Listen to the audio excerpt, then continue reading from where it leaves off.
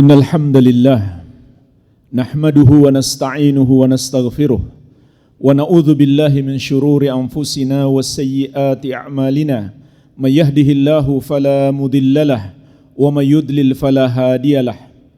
Asyhadu an la ilaha illallah wahdahu la syarikalah wa asyhadu anna Muhammadan abduhu wa rasuluh sallallahu alaihi wa ala alihi wa sahabatihi ajma'in wa man tabi'ahum bi ihsanin ila yaumiddin. Ya ayyuhalladzina amanu taqullaha haqqa tuqatih wa la tamutunna illa wa antum muslimun. Ya ayyuhan nasu taqu rabbakumul ladzi khalaqakum min nafsin wahidah wa khalaqa minha zawjaha wa batha minhuma rijalan katsiran wa nisaa'a wattaqullaha alladzi tasaaluna bihi wal arham innallaha kana 'alaikum raqiba. Ya ayyuhalladzina amanu taqullaha wa qulu qawlan sadida yuslih lakum a'malakum wa yaghfir lakum dhunubakum wa may yuti'illaha wa rasulahu faqad faza fawzan 'azima. Amma ba'd. Fa ikhwani fid din, jamaah salat Jumat kaum muslimin yang saya cintai dan saya muliakan, rahimani wa rahimakumullah.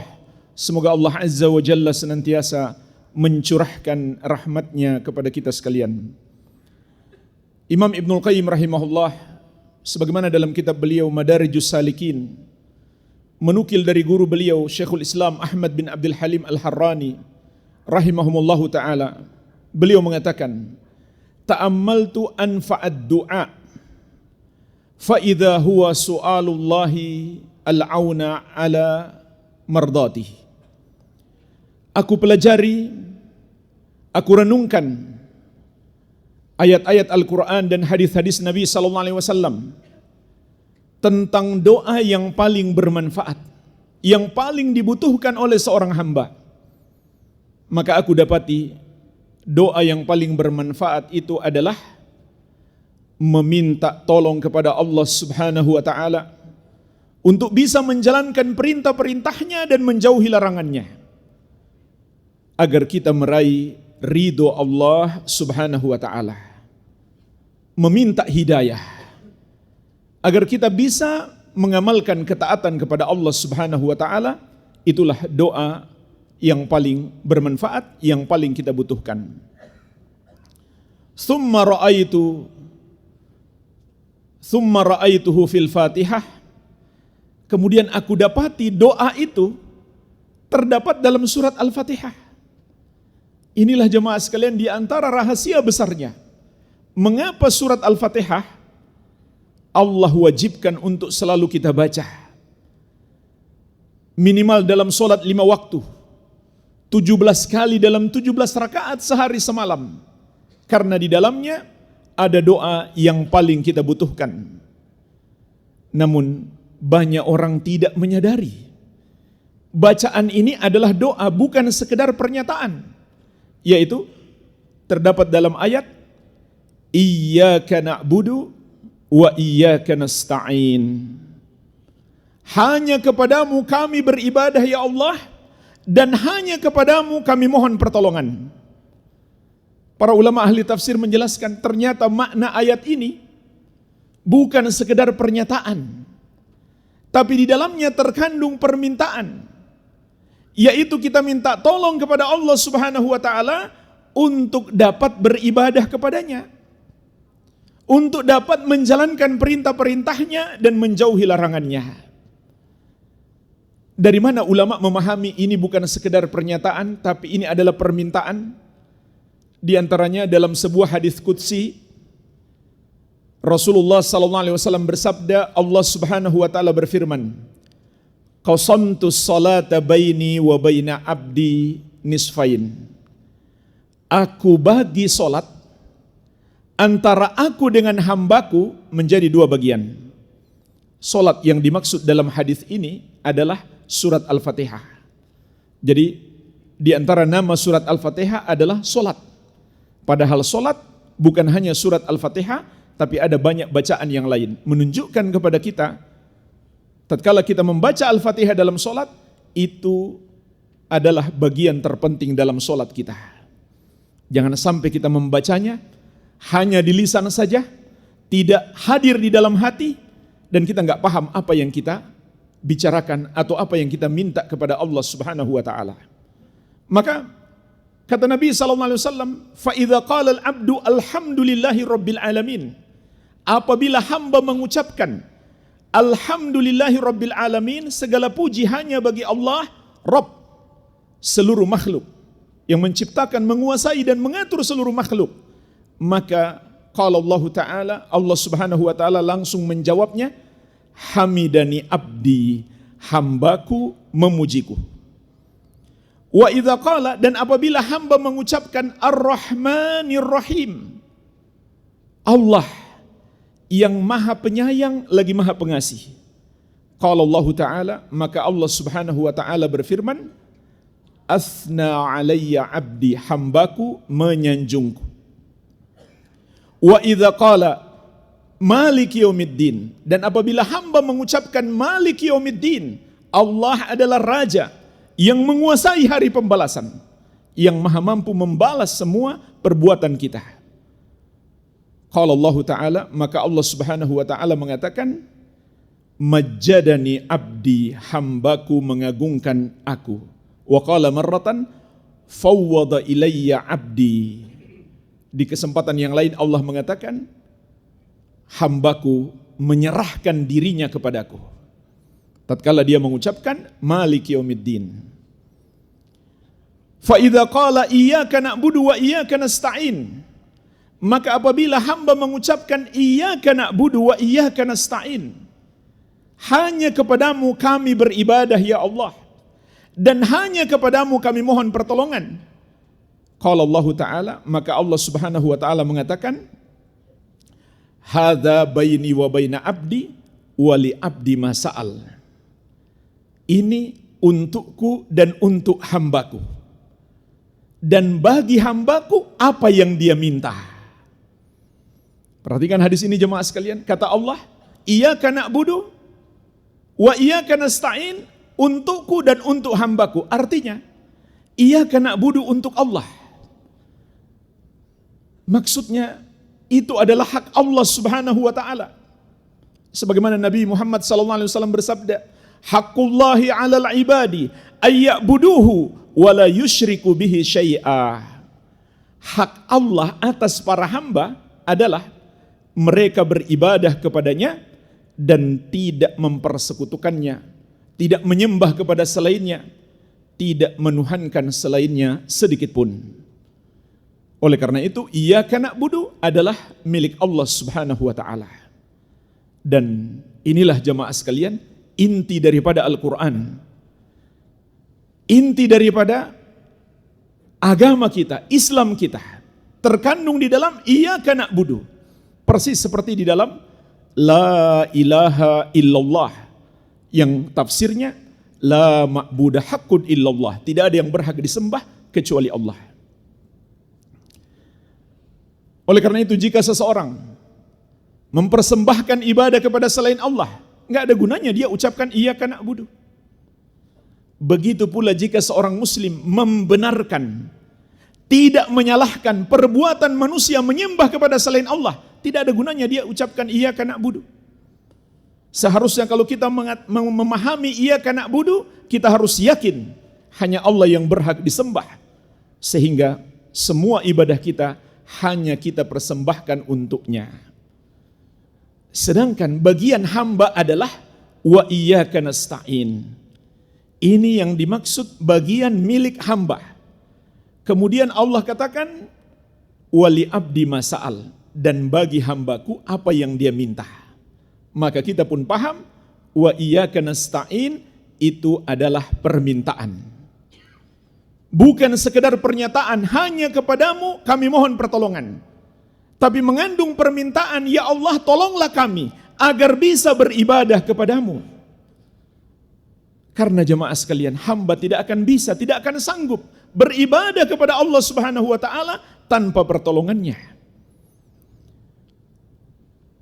Di ayat yang lain Allah menegaskan, walaula fadlullahi alaikum wa rahmatuhu ma zaka minkum min ahadin abada. Kalau bukan karena anugerah Allah dan rahmatnya kepadamu, maka tidak seorang pun darimu yang dapat mensucikan diri selama-lamanya. Mensucikan diri itu artinya menjalankan perintah Allah dan menjauhi larangannya. Kita bisa melakukannya karena Allah berikan anugerah, Allah berikan rahmat kepada kita. Bukan karena kehebatan kita, bukan kekuatan fisik kita, bukan karena kita sehat, bukan. Tapi semata-mata anugerah dan rahmat Allah Subhanahu wa taala kepada kita. Betapa banyak jemaah sekalian, orang yang fisiknya kuat, sehat, setiap hari dia menempuh perjalanan jauh, pergi pagi sekali, menembus kemacetan, pulang ke rumah sudah sore atau malam, bahkan masih mampir di gym untuk mengangkat beban-beban berat. Tapi masjid di dekat rumahnya, masjid di dekat kantornya, dia nggak bisa datang. Atau bisa datangnya hanya sepekan sekali, hari Jumat saja. Jadi ini bukan soal kekuatan fisik, tetapi nikmat hidayah yang Allah berikan kepada seseorang. Itulah yang memampukan dia untuk bisa datang ke masjid melakukan sholat, untuk bisa bersedekah, berzakat, berhaji, berumroh, berpuasa. Betapa banyak orang yang kaya raya, sering jalan-jalan ke luar negeri, tapi dia tidak mau pergi haji, dia tidak mau pergi umroh. Bukan soal harta, bukan soal kesehatan fisik, tapi ini soal hidayah. Hanya orang yang Allah mampukan untuk bisa menjalankan perintah-perintahnya dan menjauhi larangannya. Rasulullah SAW juga bersabda, laulallah mahtadaina wala sumna wala sallaina. Kalau bukan karena Allah, kita tidak akan mendapatkan hidayah, kita tidak bisa melakukan sholat, kita tidak bisa melakukan puasa. Semua karena hidayah dari Allah Subhanahu wa taala. Oleh karena itu jemaah sekalian, jika kita menyadari hal ini, maka ini seharusnya menghancurkan semua kesombongan, sifat ujub, bangga diri, kagum terhadap diri, ataupun ria, ingin dipuji dalam diri kita. Kenapa? Kita bisa menjadi orang baik, itu semata pertolongan Allah Subhanahu wa taala kepada kita. Bukan kitanya yang hebat, bukan kita yang pantas dipuji.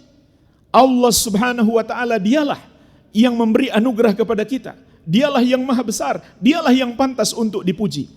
Inilah hakikat penghambaan jemaah sekalian. Oleh karena itu Allah sangat murka kepada orang yang menyombongkan diri, kepada orang yang ujub merasa mulia, kepada orang yang ria ingin dipuji orang. Karena semua kebaikan yang dia miliki itu hanyalah anugerah dari Allah Subhanahu wa taala, bukan dianya yang hebat. Dan ini dalam urusan ibadah. Meskipun kita sudah mampu sholat 5 waktu, menjaga dengan sebaik-baiknya, kita nggak pantas merasa mulia, merasa tinggi. Bagaimana lagi hanya dengan dunia, hanya karena sebuah jabatan, hanya karena gaji yang tinggi, hanya karena harta. Kemudian kita merasa mulia, padahal itu tidak lebih dari satu sayap nyamuk.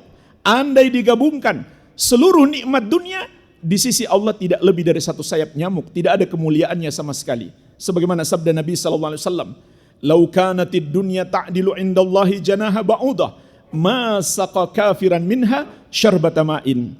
Andai dunia ini nilainya di sisi Allah seperti satu sayap nyamuk, maka Allah tidak akan berikan kepada orang kafir meskipun hanya seteguk air. Karena dunia ini rendah, sehingga Allah berikan bukan hanya kepada orang-orang yang beriman, orang-orang yang Allah cintai, tapi juga Allah berikan kepada orang-orang kafir, orang yang Allah benci. Oleh karena itu jangan silau melihat kehebatan dunia mereka, banyaknya harta mereka. Itu semua tidaklah bernilai di sisi Allah Subhanahu wa taala. Maka itu lebih tidak pantas lagi untuk kita banggakan. Lebih tidak pantas lagi kita menyombongkan diri dengannya. Karena itu pun hanyalah anugerah dari Allah Subhanahu wa taala. Hanyalah pemberian dari Allah Subhanahu wa taala. Maka Allah dialah yang pantas untuk dipuji. Jadi jemaah sekalian, hamba tidak akan sanggup beribadah kepada Allah Subhanahu wa taala kecuali dengan pertolongannya. Oleh karena itu kata para ulama, doa yang paling kita butuhkan, doa yang paling bermanfaat kepada kita adalah minta tolong kepada Allah agar kita bisa menjalankan perintah-perintahnya dan menjauhi larangannya demi meraih ridhonya. Suatu hari Nabi SAW menggenggam tangan sahabat yang mulia Mu'adz bin Jabal radhiyallahu anhu. Ketika itu Mu'adz baru berumur sekitar 20-an tahun. Maka Nabi SAW memperlihatkan kecintaannya kepada Mu'adz. Beliau mengatakan, wallahi inni la uhibbuka ya Mu'adz. Wallahi inni la uhibbuka ya Mu'adz. Demi Allah, aku mencintaimu wahai Mu'adz. Demi Allah, aku mencintaimu wahai Mu'adz. Sampai 2 kali Nabi SAW menyampaikan kecintaannya kepada Mu'adz. Oleh karena itu beliau ingin berpesan, usika, aku berpesan kepadamu, Allah tada'anna fi duburi kulli salatin. Jangan kamu tinggalkan di setiap penghujung solatmu, yaitu setelah tasyahud, sebelum salam, untuk engkau baca doa minta kepada Allah, Allahumma a'inni ala dzikrika wa syukrika wa husni ibadatika. Ya Allah, tolonglah aku untuk berzikir kepadamu dan bersyukur kepadamu dan melakukan ibadah yang terbaik kepadamu. Ini pesan Nabi SAW untuk menunjukkan betapa besar cintanya kepada seorang sahabat yang bernama Mu'adz bin Jabal radhiyallahu anhu. Dan ini juga berlaku bagi kita. Nabi SAW menyampaikan kepada para sahabat agar ini disampaikan kepada seluruh umat. Karena cintanya Nabi SAW kepada umat beliau, maka beliau mengajarkan yang paling kita butuhkan, yang terbaik untuk kita. Ini diantaranya doa untuk minta tolong kepada Allah agar kita bisa melakukan ibadah kepadanya. Setiap solat kita sebelum salam, sempatkanlah kita membaca doa ini. Allahumma a'inni ala dzikrika wa syukrika wa husni ibadatika. Ya Allah, tolonglah aku untuk berzikir kepadamu dan bersyukur kepadamu dan melakukan ibadah yang terbaik kepadamu. Wabillahi at-taufiq. Alhamdulillah. Wassalatu wassalamu ala Rasulillah wa ala alihi wa sahbihi wa man walah wa la hawla wa la quwwata illa billahi amma ba'd. Fa ikhwani jamaah salat Jumat kaum muslimin yang saya cintai dan saya muliakan, rahimani wa rahimakumullah. Semoga Allah Azza wa Jalla senantiasa mencurahkan rahmatnya kepada kita sekalian. Kita masih lanjutkan doa kita dalam surat Al-Fatihah, surat yang paling afdal, yang paling agung di dalam Al-Quran, yang diwajibkan untuk kita baca setiap hari, dalam ibadah yang paling agung setiap hari, yaitu ibadah solat. Bahkan Nabi SAW mengatakan, La solata liman lam yaqra' bi fatihatil kitab. Tidak ada solat bagi siapa yang tidak membaca surat Al-Fatihah. Kita pun berdoa lagi kepada Allah, Ihdinas siratal mustaqim, siratal ladzina an'amta alaihim, ghairil maghdubi alaihim waladdallin. Ya Allah, berikanlah kami hidayah ke jalan yang lurus, yaitu jalannya orang-orang yang Engkau berikan nikmat atas mereka, bukan jalannya orang-orang yang Engkau murkai, bukan pula jalannya orang-orang yang sesat. Maka dalam lanjutan hadis qudsi, Allah Subhanahu wa taala mengatakan, hadza li abdi wa li abdi masa'al. Ini untuk hambaku dan bagi hambaku apa yang dia minta akan aku kabulkan. Maka jemaah sekalian, inilah yang kita minta setiap hari kepada Allah di dalam solat kita. Seharusnya yang kita minta, tentu kita paham apa yang kita minta kepada Allah Subhanahu wa taala, dan kita hadirkan hati saat membacanya.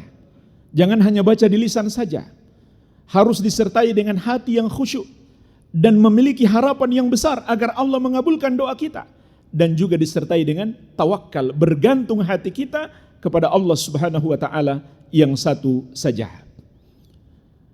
Lalu apa makna doa ini? Kita minta hidayah agar diberi petunjuk kepada jalan yang lurus, dan jalan lurus itu adalah jalannya orang-orang yang Allah berikan kenikmatan. Pertanyaannya jemaah sekalian, siapa orang-orang yang Allah berikan nikmat itu, dan nikmat apa yang Allah berikan kepada mereka? Maka para ulama ahli tafsir menjelaskan bahwa orang-orang yang Allah berikan nikmat itu Allah telah terangkan di ayat yang lainnya.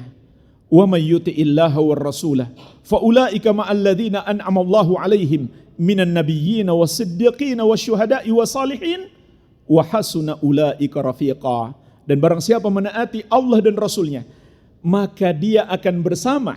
Barang siapa yang menaati Allah dan Rasul, maka dia akan bersama orang-orang yang Allah berikan nikmat atas mereka.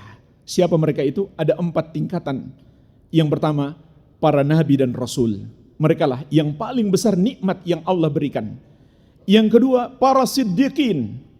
Siddiqin artinya orang-orang yang selalu membenarkan ajaran para nabi dan rasul. Dan siddiq yang paling afdal, yang paling agung adalah Abu Bakar As-Siddiq, karena beliau adalah orang yang selalu membenarkan ajaran Nabi Muhammad SAW, baik yang terdapat dalam Al-Quran maupun dalam hadis-hadis beliau, tanpa ada keraguan sedikit pun. Ini tingkatan yang tertinggi pada umat manusia setelah Nabi dan Rasul. Orang-orang yang selalu membenarkan, mengimani, tunduk patuh kepada ajaran para Nabi dan Rasul alaihi wassalatu wassalam. Tingkatan yang ketiga yang di bawahnya lagi adalah asy-syuhada, orang-orang yang mati syahid, yaitu yang mati di medan jihad fi sabilillah, atau yang mati di jalan Allah, terbunuh di jalan Allah Subhanahu wa taala. Dan orang yang paling mulia yang mati di jalan Allah Subhanahu wa taala adalah Umar bin Khattab, kemudian Utsman bin Affan, kemudian Ali bin Abi Thalib radhiyallahu taala anhum ajmain. Mereka 3 orang sahabat Nabi sallallahu alaihi wasallam yang mati terbunuh di jalan Allah Subhanahu wa taala, dan mereka adalah termasuk umat yang terbaik pada umat ini. Kemudian yang keempat, as-solihin, orang-orang soleh. Siapa yang dimaksud dengan orang soleh? Tentu orang yang beramal soleh. Lalu apa itu amal soleh? Amal soleh itu adalah amalan yang terpenuhi padanya 2 syarat. Yang pertama dilakukan dengan ikhlas. Yang kedua mengikuti Nabi Muhammad sallallahu alaihi wa ala alihi wasallam. Kalau tidak terpenuhi satu dari 2 syarat ini, maka itu bukan orang soleh. Jadi belum tentu orang yang rajin ibadah, rajin ke masjid berarti dia orang soleh. Belum tentu. Orang soleh itu adalah yang amalannya dia lakukan dengan ikhlas.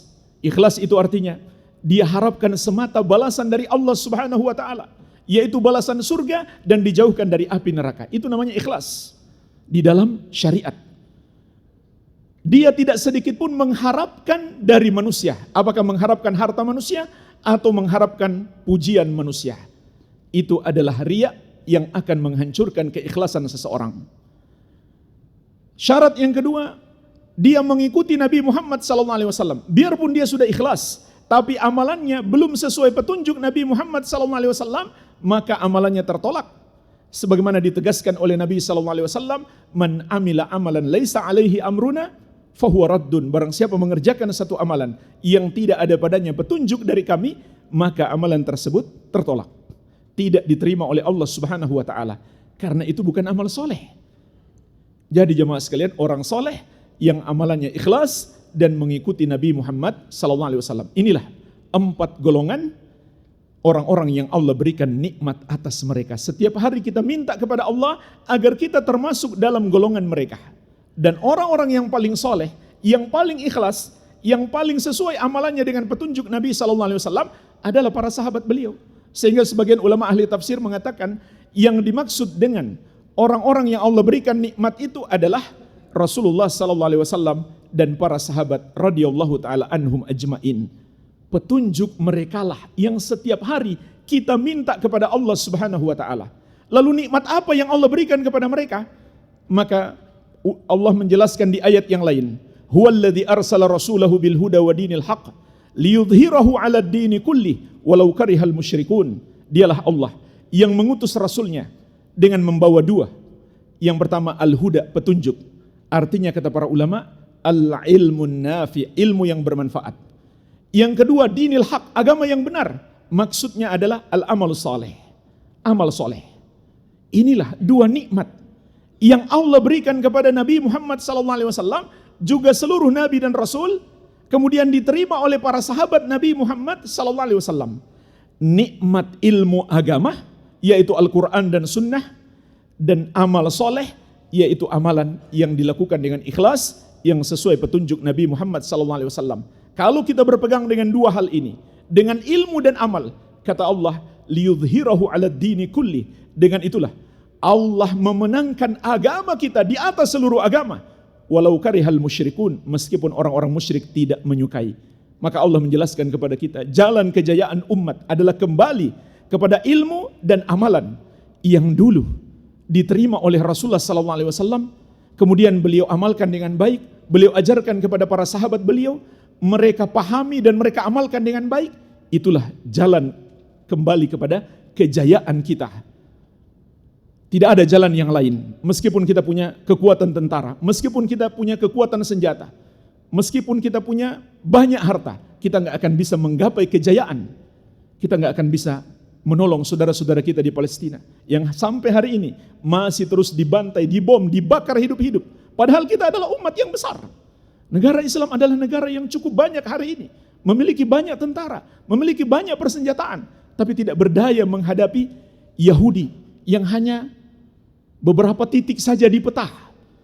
Hanya negara kecil, tapi kita nggak bisa menolong saudara-saudara kita, kaum muslimin di Palestina. Kenapa?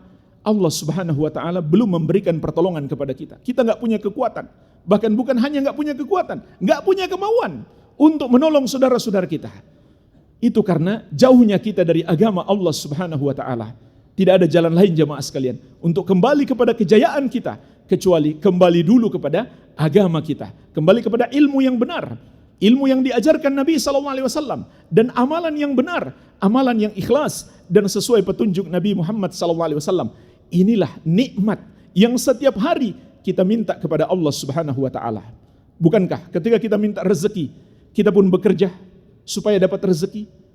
Begitu pula ketika kita minta hidayah, minta ilmu dan amal, kita pun harus belajar menuntut ilmu, hadiri majelis-majelis ilmu, baca buku-buku para ulama, belajar ilmu agama, gunakan HP kita untuk mendengarkan YouTube kajian-kajian, gunakan medsos kita untuk mendengarkan kajian-kajian. Jangan kita gunakan untuk bermaksiat kepada Allah Subhanahu wa Ta'ala.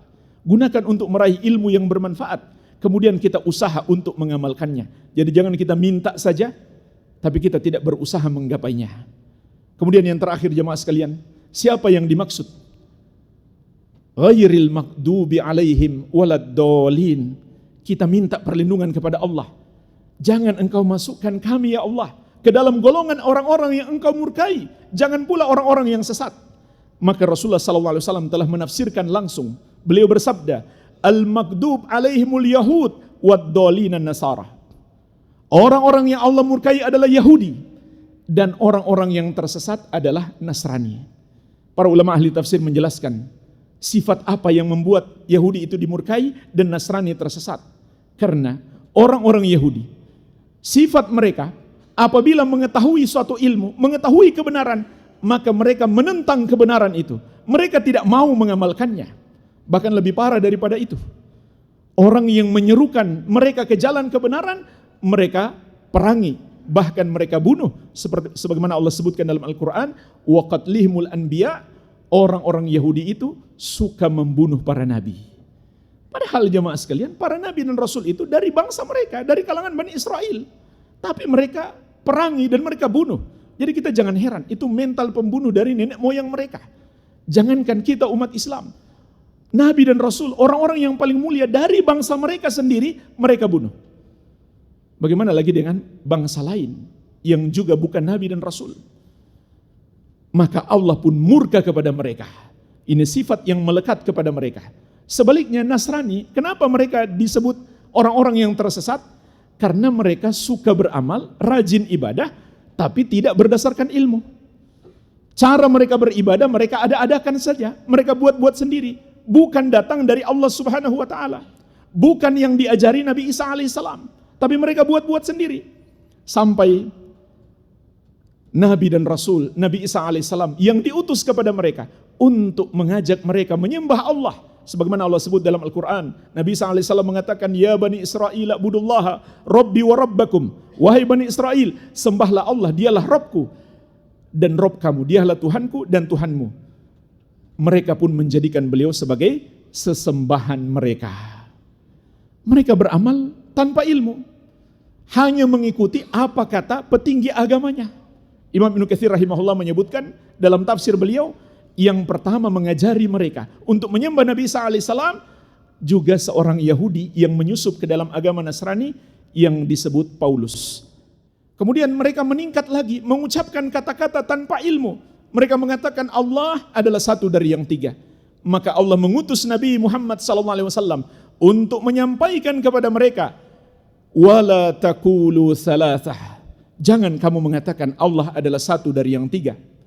Intahu khairan lakum, berhentilah, itu lebih baik bagimu. Innamallahu ilahu wahid, sesungguhnya Allah hanyalah sesembahan yang satu.